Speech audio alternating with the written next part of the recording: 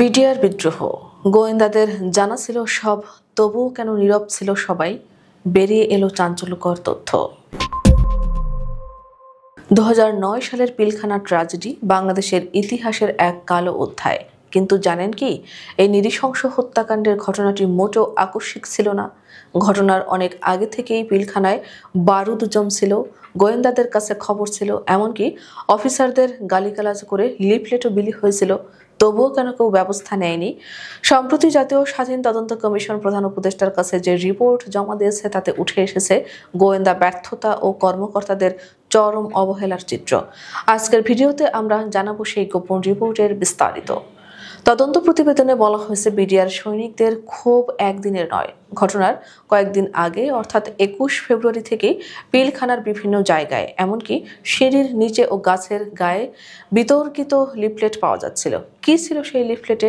সেখানে স্পষ্ট লেখা ছিল, বিডিআর একটি স্বাধীন দেশের পরাধীন বাহিনী। অভিযোগ করা হয়, সেনা কর্মকর্তারা ডাল ভাতের কর্মসূচির টাকা আত্মসাৎ করেছেন, সৈনিকদের প্রাপ্য খাবার দেওয়া হয় না এবং বিলাসবহুল জীবনযাপন করেন। লিফলেট হুমকি দিয়ে বলা হয়েছিল, প্রয়োজনে সেনা কর্মকর্তাদের কুকুরের মতো সরিয়ে দেওয়া হবে। এমনকি লিফলেটে বেতন বৈষম্যের জন্য তৎকালীন রাজনৈতিক নেতৃত্বের সমালোচনাও করা হয়েছিল। সবচেয়ে অবাক করা বিষয় হলো, এই লিফলেটগুলো অফিসারদের হাতে পৌঁছানোর পরেও তারা বিষয়টিকে পাত্তাই দেননি।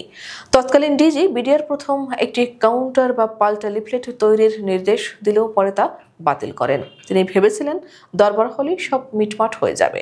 সবচেয়ে বড় অবহেলার নজির স্থাপন করেন তৎকালীন Dhaka sector commander colonel Mujibul Haque. 23 February যখন তাকে একটি লিফলেট দেখানো হয়, তিনি তা ছুঁড়ে ফেলে দিয়ে বলেছিলেন, এরা কিছু জানে না। এই অতি আত্মবিশ্বাসী কাল হয়ে দাঁড়ায়। রিপোর্টে গোয়েন্দা সংস্থাগুলোর ভয়াবহ ব্যর্থতার চিত্র উঠে এসেছে। এক, সেনাবাহিনী।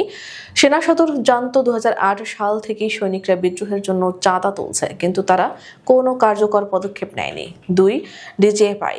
21 ও 24 ফেব্রুয়ারি তারা অসন্তোষের ইঙ্গিত পায়, কিন্তু বিডিআর কর্মকর্তাদের অসহযোগিতার কারণে তারা গভীরে যেতে পারেনি। 3, এনএসআই। 23 ফেব্রুয়ারি তারা লিফলেটটি দেখেছিল, কিন্তু সরকার বা প্রধানমন্ত্রীর দপ্তরে এই হুমকির কথা জানায়নি। 4, পুলিশ। 25 ফেব্রুয়ারি সকাল 8টায় অর্থাৎ গোলাগুলি শুরুর ঠিক আগে নিউ মার্কেট এলাকায় পুলিশ লিফলেটটি পায়, কিন্তু তখন আর করার কিছুই ছিল না। দর্শক, এই রিপোর্ট প্রমাণ করে যে পিলখানা হত্যাকাণ্ড কোনো বিচ্ছিন্ন ঘটনা ছিল না। এটি ছিল কমান্ড চ্যানেলের ব্যর্থতা এবং গোয়েন্দা সংস্থাগুলোর চরম গাফিলতির ফল। দুষ্ট রাজনৈতিক চক্র সৈনিকদের এই দীর্ঘদিনের ক্ষোভকে কাজে লাগিয়েই ঘটিয়েছিল ইতিহাসের জঘন্যতম হত্যাযজ্ঞ। স্বাধীন তদন্ত কমিশনের এই রিপোর্ট নিয়ে আপনার মতামত কি?